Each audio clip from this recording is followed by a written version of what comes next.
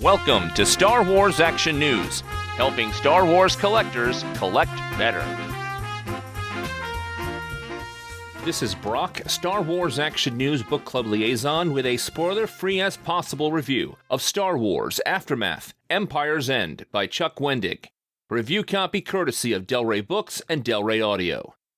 Star Wars Aftermath, Empire's End picks up where the last Aftermath book left off, with New Republic freelancer Nora Wexley in pursuit of former Imperial Grand Admiral Ray Sloane to exact her revenge on Sloane's alleged part in the Liberty Day massacre at the end of Aftermath Life Debt. And Sloane herself is in similar pursuit of Gallius Rax, the leader of the Empire Remnant, who has put his glorious plan into motion, gathering the remnants of the Imperial fleet en masse around the desolate planet of Jakku.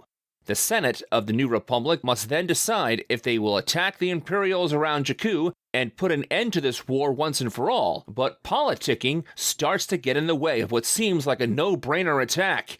Will the New Republic prevail? What is Gallius Rax's plan really about? Will Nora Wexley exact her revenge and find her husband? And if she does, will he be himself or still under the mind control of the Empire? All of this and more in Star Wars Aftermath, Empire's End. Star Wars Aftermath, Empire's End is the third and final book in the Aftermath trilogy. The series originally launched as part of the Journey to the Force Awakens publishing initiative back in September of 2015, and the first book proved popular enough for the publisher to continue on with the two sequels, Aftermath Life Debt, and now Aftermath Empire's End. And you can hear my two previous Aftermath novel reviews in the archive section at swactionnews.com or at the Star Wars Action News YouTube channel. Now, I'm being generous with my use of the word popular to describe the first Aftermath book, as many Star Wars readers were frustrated by the first entry in the series, myself included. The second book, Life Debt, quelled some of my issues, so you may wonder by now, did I like how the author concluded this trilogy? Let's get into it.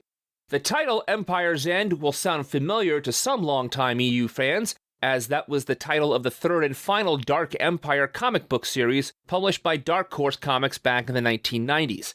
But I assure you, the title is where the similarities between the two books end. In fact, this Empire's End actually reminded me of the 1997 X-Wing novel, The Back to War. That was the fourth book in that series following a successful trilogy of books written by Michael Stackpole, where plot and character development were brilliantly spread across three novels. Yet that fourth book in the X-Wing series felt tacked on. The whole book was leading up to a giant final battle, a battle we know is coming, and we read the characters, more or less, preparing for that final battle. So here in Aftermath Empire's End, we know the Battle of Jakku will be occurring, the battle where all of the Imperial ships that we saw littered on the planet during The Force Awakens find their way to the surface. But that battle doesn't start in earnest until there are about 130 or so pages left in this 420-page novel. Very late. Instead, we get chapter after chapter of mostly treading the same ground with these characters, not only here, as the book went on, but from where the last book left off.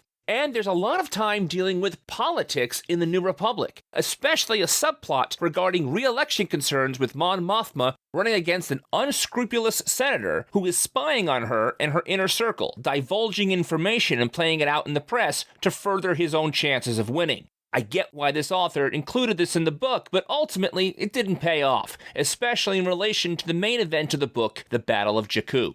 One chapter into Aftermath Empire's End, I noticed it felt like a completely different author was writing this entry. This book is written in a traditional style with none of the free-form grammar rules and syntax shenanigans we had to deal with in that first Aftermath book. The second Aftermath book retained some of the oddness, but here, in the third one, it's completely gone. This writing is much more normal, natural, the prose is not as layered, and the story is all linear. And once again, I found myself missing the thematic elements that Wendig brought to that first book, the highlight of that first Aftermath novel for me. The tangential interlude chapters return, and there are some that are more interesting than others. Again, few of those interludes have connection to the main storyline, the impending battle on Jakku, or the main set of characters. The standout interlude chapters feature characters we know. There's one with Chewbacca and his son on Kashyyyk, Lando and Lobot, and believe it or not, Jar Jar Binks. And as a nice bonus, There are two that continue stories from interludes in the last Aftermath book, the Malakili story on Tatooine, and the kids who are members of the Acolytes of the Beyond. The action scenes here in Empire's End are well laid out, pacing the events well with thorough and concise descriptions to amp up the tension. The space battles and the hand-to-hand fighting during the climax were terrific. As this is the last of a trilogy, and few of the characters that are in the sequel trilogy, episodes 7, 8, and 9, are ever in any real danger, we never know who is going to die and when in these battles, which helped keep me invested. I wish we got more of the Battle of Jakku. It was certainly the best part for me of this volume, and there is a great scene of implied action when the reprogrammed battle droid Mr. Bones dismembers stormtroopers holding Nora Wexley captive.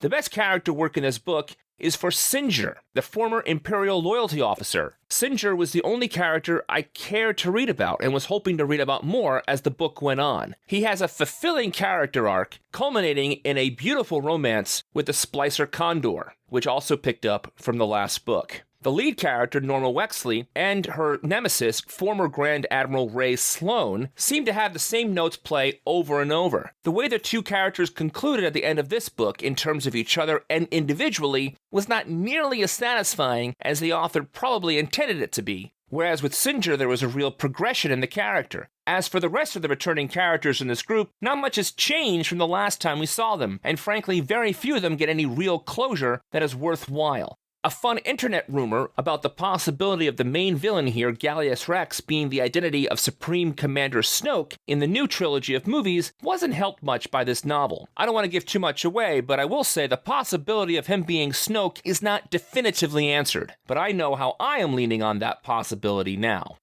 Aftermath Empire's End does have some nice connections to the movies and Star Wars canon. For example, we have a scene with Emperor Palpatine, the return of bounty hunter Dengar, the birth of Ben Solo happens in this book with some symbolic timing. One of the interlude chapters is about the members of the Church of the Force returning Kyber crystals to their home planet, and there's also a mention of Grand Admiral Thrawn, which is a nice connection to Season 3 of Rebels, and presumably the upcoming Thrawn-centric novel. And a more obscure connection I picked up on is Emperor Palpatine's pleasure yacht, the Imperialis, is in this book. That's the same yacht that was featured in the recent Marvel Comics Lando miniseries. If you catch any additional Easter eggs during your read of Empire's End, please let us know about it in the forums at swactionnews.com. Now, I will admit, I still have a bad taste in my mouth from the first two Aftermath books. This is a trilogy that I didn't really want after that disappointing first book. And even with the improvement that was Life Debt, I was not wanting to return to this story arc. Yet, Star Wars Aftermath Empire's End finishes up the Aftermath cycle, finally fulfilling on the promise of that first Aftermath book, in that Empire's End gives us more of that journey to the Force Awakens, if you will. We now have some answers on how those ships, walkers, and ordnance from both the New Republic and the Empire ended up on Jakku for us to bask in all its symbolic glory when we watch Episode 7, and how the First Order Stormtrooper, recruitment plan, let's call it, was first put into effect. If you stuck around after that first Aftermath novel and read the second, you will feel contented reading this conclusion, getting some nice finality to the Singer character arc, some great Mr. Bones passages, and that strong space battle at the end. You've heard me say, nay, complain, in some of these reviews that I was surprised at the short length of some of these hardcover books in recent years, yet here I think I would have been happy with a crisp 275-page book where they arrived at that Jakku battle earlier and resolving some of these character plot points and arcs in a condensed amount of time. Now that this trilogy is complete, I am looking forward to the Grand Admiral Thrawn book coming next month. For Star Wars Action News and the Star Wars Action News Book Club, this is Brock. Thanks for watching this video. You can see full episodes of Star Wars Action News with more collecting news and reviews at swactionnews.com. We also have thousands of toy and collectible photos in our photo gallery. If you enjoyed this video, please subscribe to our YouTube channel. May the pegs be stocked and the Force be with you.